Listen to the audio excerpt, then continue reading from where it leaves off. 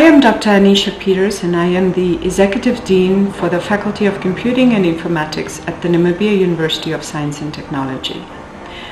I'm a Namibian and I grew up in a very poor household of 4 children. But I was privileged enough to attend high school. That was a high school for high achievers and also the first racially integrated school in Namibia. At the time when I went to high school, we were in the struggle for independence. So we had a war and we were fighting against apartheid. So that means basically that opportunities for university was very limited. And so I left for Europe and later returned to Namibia and got married. When I had my first child, I was thinking that for her, I wished that one day she would have a PhD degree. But then I thought, well, hang on, if I want her to have a PhD degree, but the mother doesn't even have a degree, then how can that be? So then I pursued evening studies and I completed my first 2 undergraduate degrees at the current university where I'm dean at. During the time that I did the undergraduate degrees, I actually excelled a lot in my studies and I completed both degrees cum laude. I also received a Professor Irju Novo Award and the Director's Medal for Outstanding Achievement. Now, one of the things that determined my success was the fact that I really loved what I was studying. I really loved solving problems. I really loved developing solutions. I really loved helping the world.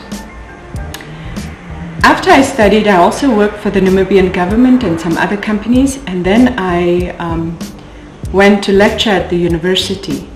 I then received a prestigious scholarship to go and do PhD studies in the US under the International Fulbright Science and Technology Award and later on also under the Schlumberger Faculty for the Future Women in Science Award. I did a PhD and a master's degree in human-computer interaction at the Virtual Reality Application Center at Iowa State in the United States. I managed to achieve 100% for both my master's and my PhD degree, and I also received a Research Excellence Award when I graduated. In 2012, I was honored by Google by receiving a Anita Borg scholarship for women in computer science in the US. I also received several other awards, including 2 prizes from Boeing for outstanding achievement in research. During the time in the US, I also worked in Silicon Valley as a user experience researcher for a brief period of time before I actually went to Oregon State University to work as a postdoctoral scholar. My love for Africa and my country, and Namibia in particular, sort of compelled me to return home with my family because it is here in Africa that I want to plow back into our communities, where we want to achieve much more and where I see that ICT is going to be the equalizer between developing countries and the developed world. So hence why I'm now back at my university in Namibia, and this is where we are creating many opportunities for students and faculty alike. For instance, we started the Women in Computing Society in Namibia, and we also started several other chapters of the Association of Computing Machinery. We started the Internet Society. We also initiated and I co-chaired a conference on the first African conference on human-computer interaction. And it generally just gives me joy to see how our students are actually growing in their confidence every day and how we are also starting to make a lot of strides in ICT. I'm also honored to be featured as one of 20 prominent personalities in the Who's Who in Namibia for 2017.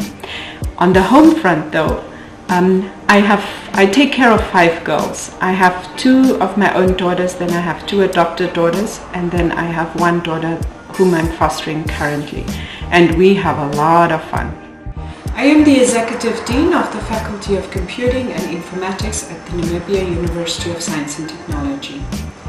Currently, in my faculty, I'm the only Namibian with a PhD degree in a computing specialization. But luckily for us, there are many other Namibians who are sort of just waiting in the wings to complete their PhD degrees. And notably, there are quite a number of women amongst that group. My role in the faculty is to lead and to manage the faculty. And we have over 50 staff members and 1,200 students. I set the vision for the faculty, and I also ensure that our quality of qualifications and student output is aligned nationally and internationally, and our research is relevant. And currently my university is actually pushing towards more applied research, and that is the direction that we're taking. And I'm glad to report that we are making very, very good strides, and we are internationally recognized for our research in my faculty. There are so many of those stories to tell. But I took a course in ICT in 1991, and I fell instantly in love with computers, because I could do almost anything with computers. I could solve problems, I could fix computers, we could develop more productive solutions, and I could also peer into other people's networks. At the time we were taught to sort of do that as part of the lessons. It was so cool to sit on one spot and be transported to another at the touch of a button. For me, anything that the sun touches is in our domain, because every discipline needs IT. For girls to be successful, they only need to believe in themselves and take up the opportunities. Of course, at school level, they need to have math and science. But most importantly, they should never doubt that they can be successful. And remember that if at first you fail, you get up and you try again. Because the nature of ICT is that you work often on a trial and error basis, which means that you try out something, you fail, and you just try again, and that will take you closer to the solution. So therefore, you have what it takes to make it in ICT already, but what I find that girls need is they just lack sometimes the confidence. Remember that if something seems difficult, don't move it aside. Rather tackle it immediately, and most importantly, enjoy what you do, because then everything that you do becomes a joy. Careers that they can follow in ICT are so versatile, and they are so many, because as I mentioned before, every discipline in the world requires ICT. Well, some of the careers are video game designers, software engineers, mobile app developers, network engineers, technicians, database administrators, cloud architects, web developers.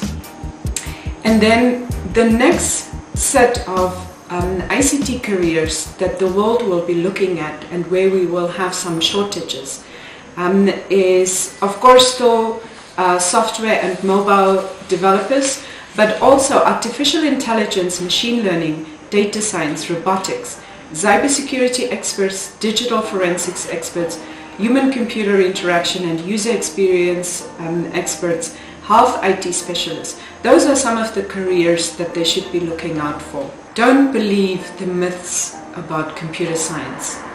The myths that girls are not smart enough or not tough enough, and it's only boys who are technical and good in IT. It is simply not true. The first and early programmers in the world were women.